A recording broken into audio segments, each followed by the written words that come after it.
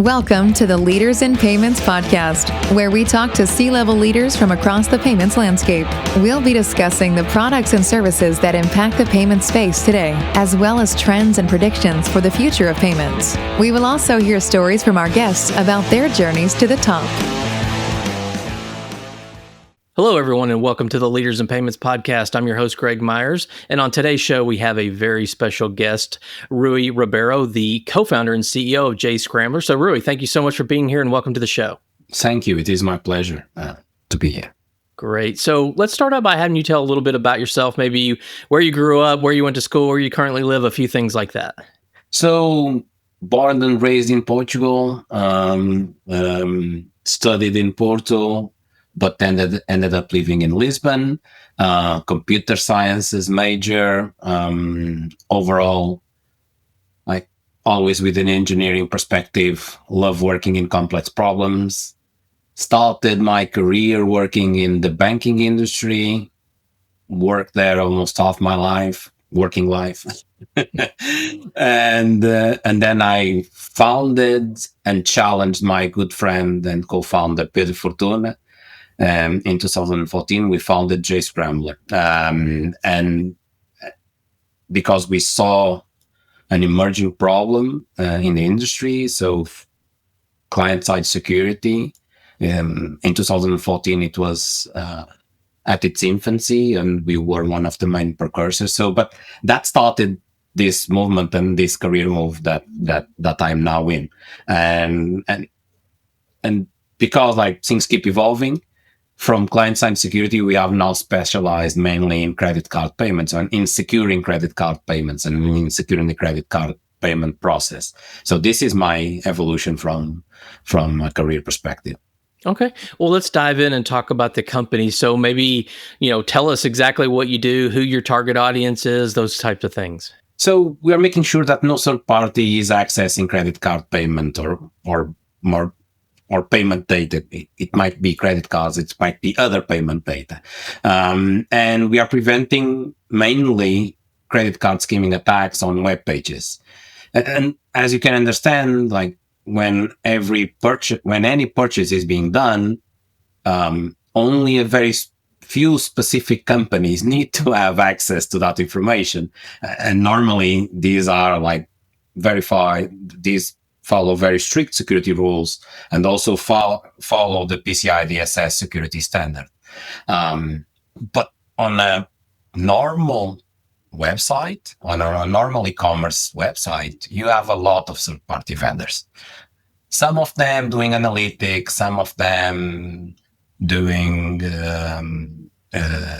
performance, verifying that there are not bots. So on average, it ranges, but on average, about 66 different third-party vendors that are on an e-commerce web store. On the checkout process, normally it's less, but still it's a lot of companies that can be there. So there is a very big security challenge to solve. And the PCI Council launched a new security standard, a new version of the PCI DSS v4, that in response to these growing cybersecurity risks, mapped the client-side security topic into the standard. And clearly they defined that strategies that allow us or the companies to protect sensitive data of the cardholder, securing JavaScript and or the payment pages, detecting an unauthorized access that could lead to fraud that later down the road. So this is where we are working on. This is where we have like specialized ourselves, while the industry is still like changing daily. As I was reviewing several of your episodes, and you keep introducing innovation to the payment industry. So it's an evolving topic, and we are also seeing this on our side, that it's not just credit cards. Like today, the payment process includes a lot more complexity than we would look back maybe 5 years ago, with alternative methods of payment, new forms of payment, country-specific forms of payment, all with the same requirements, or all should have the same requirements, or at least as strict as the PCI DSS as defined. And this is very important, because it means that everyone is making an effort to secure these transactions, and in that effect, we are reducing the fraud of the industry. So who are your main customers? So mainly we are working with e-commerce companies, large e-commerce companies, L1s and L2s, in terms of level of PCI. That has been our main focus, because not only do they do a lot of transactions, because they are also very security sensitive. Like accepting credit cards is critical for any company today, and that's where we have been operating. It ranges from airlines, very large clothes retailers, also in the travel and hospitality. So those have been like the main markets that we have been exposed to. Okay. And since these are large merchants, I assume the footprint's global, right? Because people can buy, on these websites from all over the world. And that's part of the complexity that they face, because if you look at it, when we are engaging with most of these companies, we talk about one payment page, but that payment page is so volatile that it changes from region to region, person to person, device or technology of that device. It's a very complex problem to solve when they have at the same time to provide a very good experience to their end users, provide also the assurances for the security requirements, and also the business interests at the same time, where everyone is demanding new innovative ways to engage with the user base, and we keep adding stuff to the checkout process to assist in this checkout process. So it's a very complex. These scenarios are always very complex and also very sensitive. Like if you add something and it's not performing well, the impact for the business is immediate. Yeah. So, I've been in the industry a long time and used to always hear fraud and security in the same sentence. Is it, maybe talk about, how that's changed, or maybe how that's still the same? I think that it has changed a lot. Like in this case of the requirements, and we mainly work in the security space, not in the fraud space. But we end up avoiding fraud. We create mechanisms for the companies to be able to control what their third parties are accessing, or what type of information they're accessing. In the particular case of payments, in the payments industry, we are protecting the credit card information data. It's a security. It's not security. It's security. It's not fraud. But we end up avoiding and reducing fraud, because if there are less cards being stolen, if there's less exposure, we end up reducing fraud. Because most of the time, in terms of credit card industry, we understand fraud as chargebacks. So it's later down the process, not at the moment of capturing the data of the credit card data. And there are exceptions to that, yeah. Yeah, I'm also curious because, in the last 5 years or so, there's been this big push to remove as much friction as possible from the checkout. So how has that affected what you've done? So you are removing friction, but to do so, sometimes you are adding more third parties to the process. Like there was a moment where we were having assistants in the checkout process. So while we were typing our credit card information, there was also a chat that could help us in that process if we're facing some roadblock. Now it's most likely an AI chatbot or something similar that is there. The problem is that by default, the browsers don't have the controls to limit the reach of these third parties. So these chat applications or these chat agents could access that type of that type of credit card information. And in that sense, it was reducing the friction, but it's increasing the exposure and risk of the company. That's why we come in and we are basically making sure that, yes, the companies can continue to reduce the friction, can continue to add solutions to expedite the sales process, to provide proper estimates in terms of postage, to even break down the payment into multiple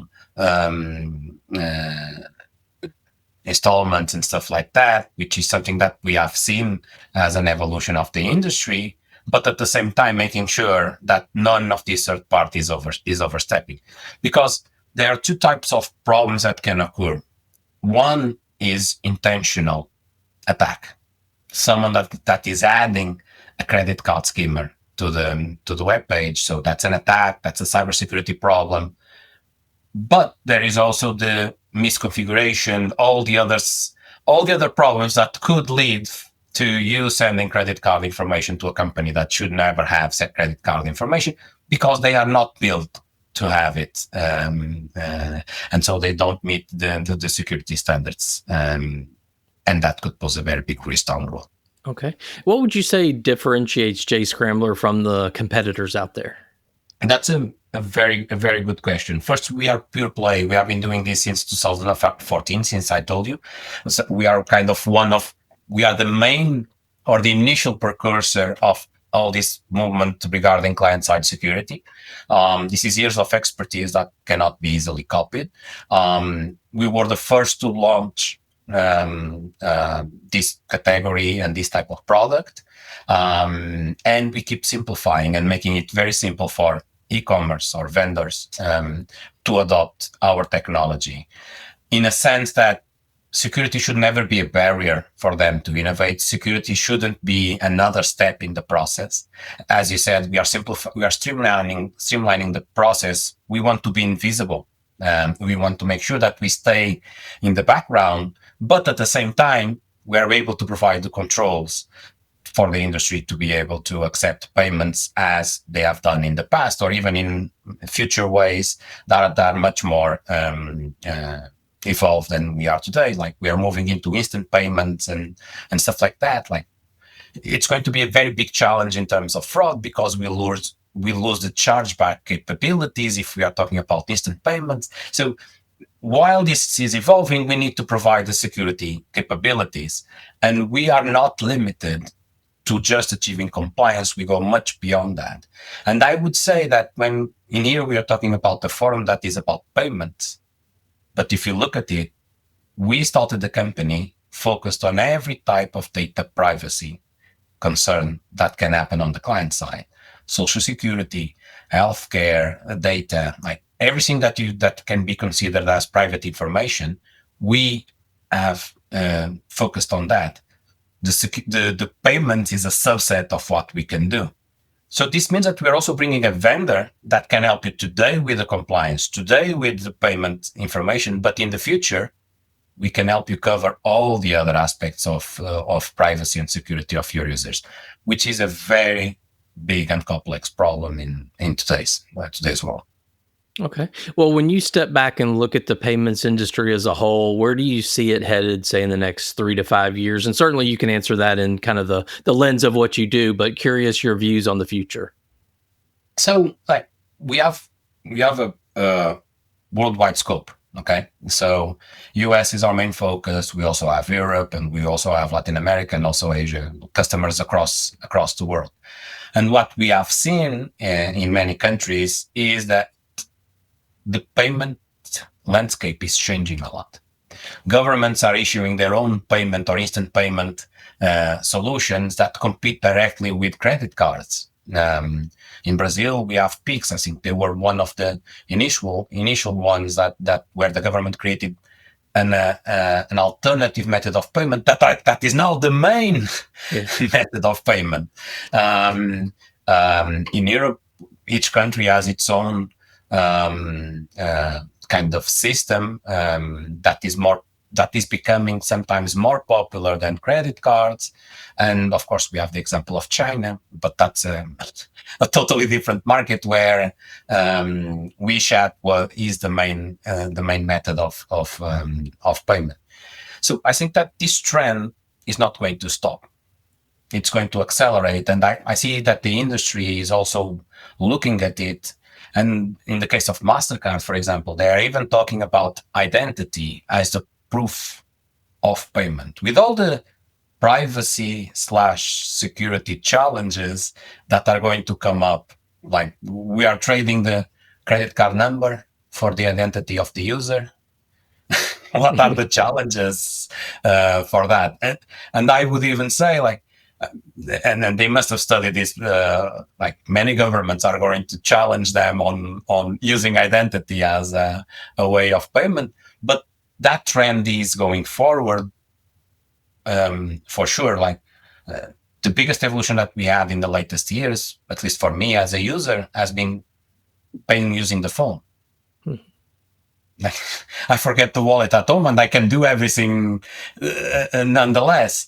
Online, it's a mix, like where we are doing PIN, 3DS, different types of authorizations, and we go to the bank. Like, it's a challenging process, but the priority must be given towards, we need to have the security capabilities in place before we move into other forms of payment, because we risk that we go forward and then we look back and we say we opened the Pandora box and now no one is trusting this payment system.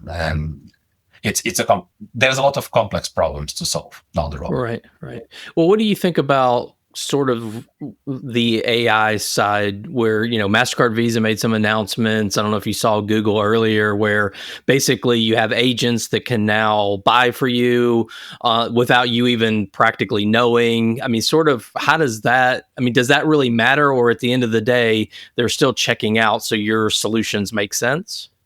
AI, the first security challenge that we are facing with AI is that AI needs data to operate. And while we are controlling third parties, AI agents that can be embedded into these pages, they pose a security risk for many companies. So our strategy as a company has always been, or is in the case of AI, we need to define the limits of the information that they can access to make whatever they want to do. Because AI works well if it ingests a lot of data,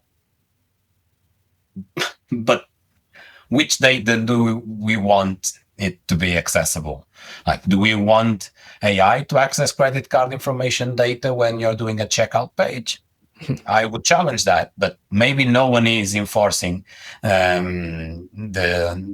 And I am proactively enforcing, like, if something doesn't have access to that information, we don't risk anything.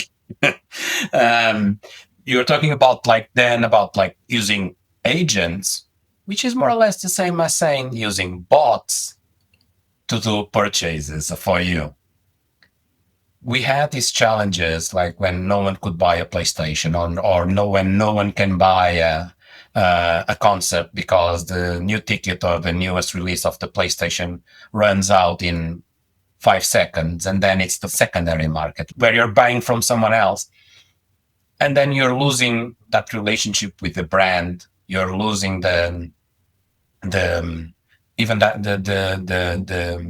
warranty, maybe. Like, you're losing a lot of things by doing it that way. So I think that we need to be attentive to making sure that the relationship between the consumer and the brand is intact. It's a trust relationship. Like, it has always been like that. We buy from store A and not from store B because of price, but because we trust store A to give us the right product, with quality, in time, and being able to provide the support after that sale. If we're using agents, we're giving the power to the people that build the agents and not this relationship. I don't like it that much as a consumer, but it depends on how easy it's going to be and what are the advantages for us. Right, right. Still a lot to come on the AI and payment side, I think. I think we still need to use it and feel comfortable, because at the moment, some things are amazing, but how much do they impact my day-to-day life? It's still to be seen. Right. And hopefully it's all in a positive way. Let's hope so. Well, let's switch gears a little bit and talk about you. So maybe walk us through your background up until you founded the company and what, precipitated the finding of the company. So my background is in IT.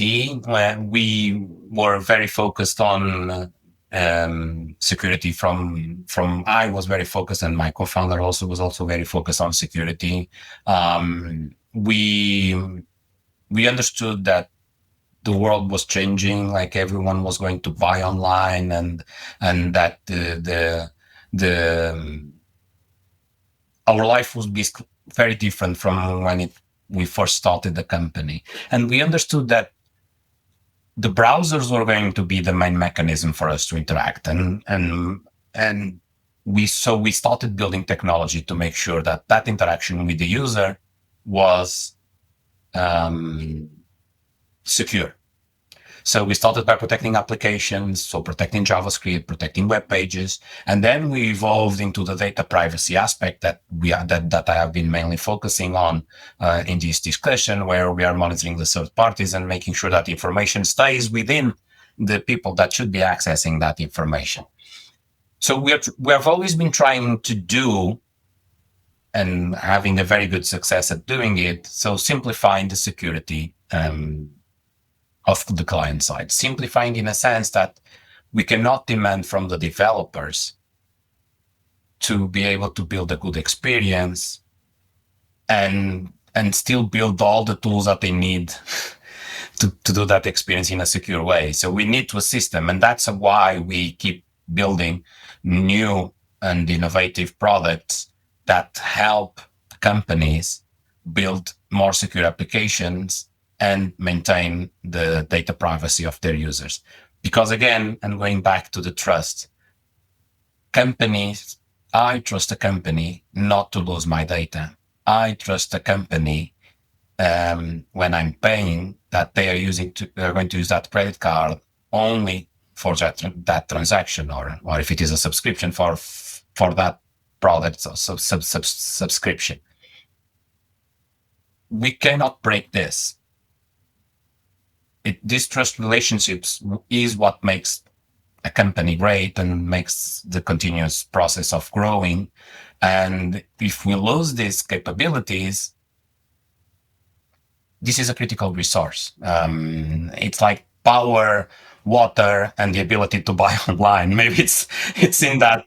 Maybe I would put today internet, power, and water as the priorities that most people have.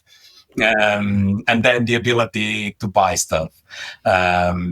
So it's a critical resource, and we need to basically continue to produce technology to make sure that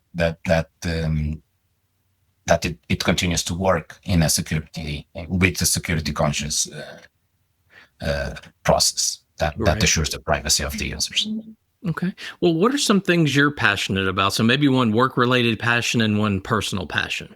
So it's clear that I'm a very big security is the main topic that I lead from every day. But my passion, to be honest, is when I see our progress and I see our customers come back to us and say, "This is a solution that was easy, that we deployed, that we are gaining value." So I value the technology itself, but I value more the fact that today I cannot pass a day without recognizing a customer of ours that is more secure because we are there with them. This is what kind of makes me tick every day when like the day's not going so well, and then you see, oh, I helped that brand. Oh, I helped that brand. So I really enjoy that process. From a personal perspective, I'm kind of boring because I'm a geek. I have passion for what I do. Because I'm the CEO. I don't code, and I am not allowed to touch the code base of the company. But still, I still have all those instincts, and on my free time, I continue to be a geek. So I really enjoy like tinkering with stuff, hacking stuff. That's it. The camera is like, this is the wide view that you guys have, but if you guys were able to see to the other side, there's like a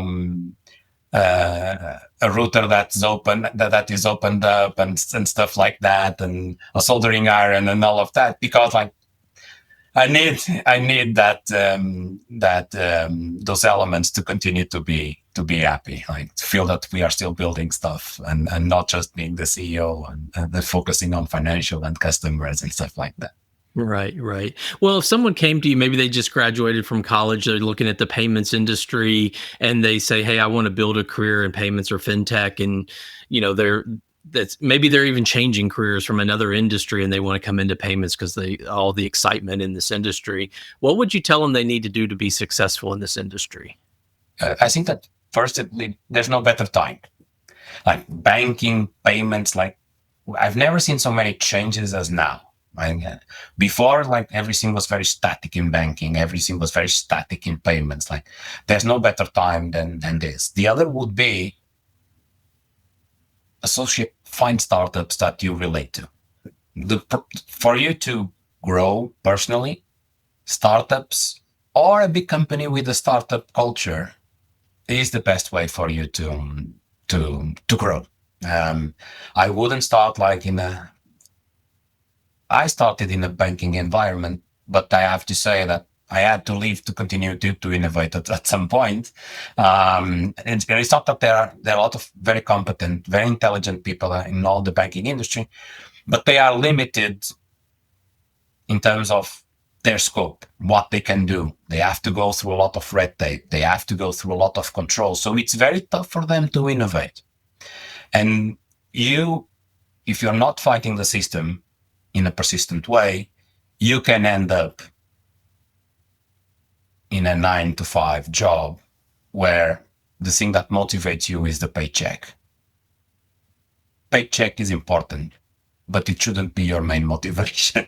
Don't get me wrong, like it's very important, but the main motivation is that you are growing, that you are learning stuff, that you are making a difference. And startups provide that environment for you. And luckily, now there are a lot of startups, and even banks are pushing for that startup environment with like new brands and new branches that are more dynamic and more focused on the customer. Okay. Well, Rui, we've covered a lot of ground, obviously, about you, about the company, about the industry. Is there anything else you'd like to mention before we wrap up the show?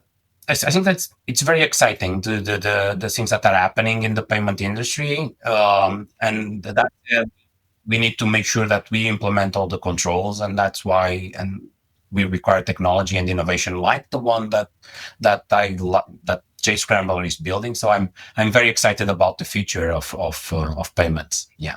Okay. Well, thank you so much for being on the show today. I know your time is very valuable, so thank you so much for being on. Thank you very much. And to all you listeners out there, I thank you for your time as well. And until the next story. Thank you for joining us this week on the Leaders in Payments podcast. Make sure you visit our website at leadersinpayments.com, where you can subscribe to the show and where you'll find our show notes. If you enjoyed listening, please share on your social channels as well.